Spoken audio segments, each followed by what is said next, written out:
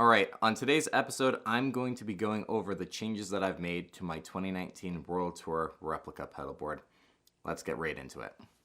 So overall, the principle behind the original version of the board that you guys saw in the very first video I posted on it was kind of a best of. It was the best of all three legs of the 2019 World Tour. I've changed that principle and now I've gone for a direct replica of the North American leg, which was the middle leg of the tour. The reason for this is pretty simple. All of my favorite performances from the 2019 World Tour were pretty much all from that leg of the tour. Helpless Live at the Forum, you have I Guess I Just Feel Like from Milwaukee, the Continuum Nights, just all of those performances happened pretty much during the North American leg that I constantly find myself going back and watching and listening to. So I figured why not just duplicate that leg of the tour. The second thing is that the zip tie anchors are gone. The ones I initially got from Amazon were great, but after a while, the adhesive from the anchor stayed on the board, but the actual plastic part of the anchor started to lift and detach from the adhesive. So I was left with a bunch of these little white squares all over my board, and the adhesive's just lifting.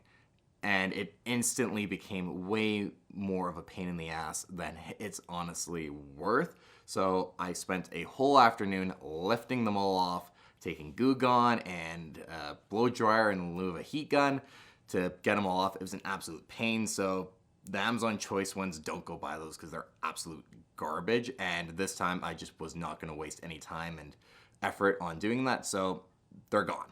So because the board has changed a bit since you guys have last seen it really, I'm going to go over the signal chain. And again, this is to replicate the North American leg specifically. So things like the chorus drive loop are gone, but of course I could always add those back on if I ever needed to or wanted to relatively easily, especially now that the zip tie anchors are gone. It's a lot less of a pain than it would have been before. Alright, the first pedal on the board is also the first change. It's the Polytune 3 full-sized over the mini that I had on the board. I actually prefer the bigger screen, and I think these are discontinued now. They're a lot harder to find than they used to be. So I got the Polytune 3 going into the V1 Keeley Katana into the Exotic XW1 Wah for the first bit of the signal chain. Next, we move on to the compressor, and during the North American leg, yes, John did use the slide rig from Origin Effects. I'm using the JHS Prestige right now because I just don't have a slide rig. The compressor was there. It was not a huge part of his sound. It was mainly used as a booster, not a traditional compressor, but I have it there, and once I get a slide rig, it'll be going in that spot. Next is a relatively new addition, a Solo Dallas Storm V1. John first started using the Solo Dallas Storm during the 2019 World Tour's second leg, North American leg, same leg that I'm replicating. His version is a limited edition green swirl one. Circuit is all identical on the inside to the V1, and this pedal is actually a lot harder to find than you would think. Alright, now we have another change to the board. I used to have the Cherrytone Centura on the pedal board, and I've replaced that with a Klon Centaur, and a really good change. I'm really happy with having the real thing personally over the Cherrytone. That then goes into the Qtron Plus, which has the Keeley Katana V1 in the loop. This is a very big part of the board and the rig, especially with using the Qtron, having it in between drives and then a boost in the looper. The amount of control you have just is exponentially increased with having it this way instead of pre or post drives and nothing in the loop. You have way more control over your sound this way. So after the Qtron Plus, we move to the Ibanez Ts10. Then you go into the Mesa Boogie Flux 5. This was John's main third overdrive of choice during the second leg of the tour. One thing you will have noticed is just the physical placement of the OC3. I used to have it up above by the Octopus, and now it is moved onto the front row, just like how John had it, without having all the drives in the best of board. I now have the space to make that happen. Next, we move on to the new Neighbor Slate for Love on a Weekend. That hasn't changed, and its signal position doesn't really matter because it's just that pedal on for the song. That's it.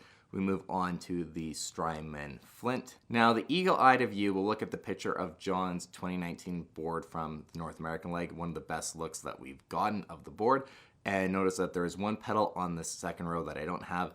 That is the J-Rocket Mr. Moto, and I could go out and add it to the board, but I've never seen him step on that pedal once, and it would just be used for a different trem verb kind of flavor, which I can just get from the Flint, which is most likely the superior pedal anyway. So it was just a redundancy that I thought, okay, I'm just not going to bother with. So after the Flint, we move on to my favorite delay, the Providence Delay 80s, another blacked out pedal that was on his board, but this is what it is. After that, we move on to the Octopus. Still searching for a Mark 1 Octopus. I'm still searching. One pops on reverb, I'm buying it. But right now, the Mark II is gonna be good enough and to get me through until I do find a Mark 1. I've been searching for over a year now and haven't had any luck yet. After the Octopus, we move on to another change to the board. Originally, I had the Chase Bliss Audio Tonal Recall Red Knob mod on the board, and during the first bit of the tour, John was experimenting with the Red Knob mod, Tonal Recall, as well as the Warped Vinyl Hi-Fi. They all were blacked out, and it was kind of hard to discern which one he was using, and eventually only one Chase Bliss Audio pedal was left on the board for the remainder of the tour. Now, it took a long time in order to find the right footage and to figure it out, but what I initially thought was the mainstay Chase Bliss Audio pedal on the pedal board, being the Tonal Recall Red Knob mod, wasn't actually the one. It is the Warped Vinyl Hi-Fi, so I ended up getting rid of the Tonal Recall. I just never really gelled with it, to be honest, and got the Warped Vinyl Hi-Fi, and it's a beautiful chorus. I actually am really impressed with how it sounds, and it's a great chorus pedal if you're looking for something new to check out. Check out that pedal. So yes, that is a decently big change, having an additional chorus pedal on the pedal board instead of an additional delay. Now we skip over that V1 Katana that's in the Q-turn loop to the Providence Chrono delay, John's main delay of choice for the past little while now going into the Sob Rock era. It's the one he's sticking with and clearly he likes. It's a great delay pedal. Next, we move on to the New Neighbor Inspire, and this isn't actually set as a chorus pedal, it's set as a pseudo Leslie effect, kind of like what Joe Bonamassa also does with the Blue Hippo, and this was used for Love is a Verb for a beautiful kind of Leslie flavor effect. So that's kind of why as well you have two chorus pedals on the board, but in reality, only one's being used as chorus, one is being used as a Leslie effect. Speaking of Leslie, we then move on to the Leslie Nielsen switcher. Now this pedal was built by my friend Vince, who owns Vagabond Audio, and this is a really cool pedal.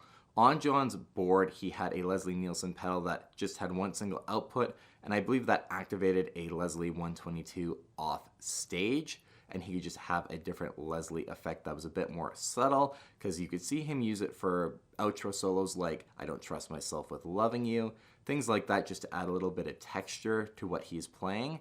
So it wasn't as aggressive of a Leslie effect as the way the New Neighbor Inspire was set for Love is a Verb. This one was a lot more subtle. You could kind of hear it when it's on, and you could see footage when that red LED is on. But that's what I believe, at least in Theorize, it was used for. Obviously with Leslie Nielsen on it, it's got to be a Leslie effect, and you can kind of hear it too. So my version is a looper pedal. I can throw a Neo Instruments Microvent 122 in the loop whenever I want to in order to change that different Leslie effect sound between that pedal and the New Neighbor Inspire. It's just a really cheeky way of kind of emulating how John had his rig exactly set up. Lastly, we have the latest addition to the pedal board, which is a Kirkland Boost pedal built by Suitcase Pedals. My friend Chris owns that company, and I didn't even know I was getting one, and he was building me one. He was messing around with the idea of prototyping a couple and built one for himself, and then he tells me, you need one to finish your 2019 World Tour Replica Board off, and I've saved you one of the couple that I'm ever going to build. So Chris, you're an amazing guy. Thank you so much. It's heavily inspired by the JHS Kirkland Boost. Josh Scott has kind of gone back and forth with what is actually in it, but it's two clean boosts in one with a buffer. It sounds brilliant, and I love it for a final boost effect just to kind of raise everything up. It sounds brilliant, last in the chain. Chris, thank you so much again. Whew. And there you guys have it. That is the whole update to my 2019 World Tour Replica Board, built to replicate the North American leg of the tour. I know you guys want sound clips, and I believe the video after this one is going to be me breaking down Helpless and the pedals John used during the 2019 World Tour for performances of that song.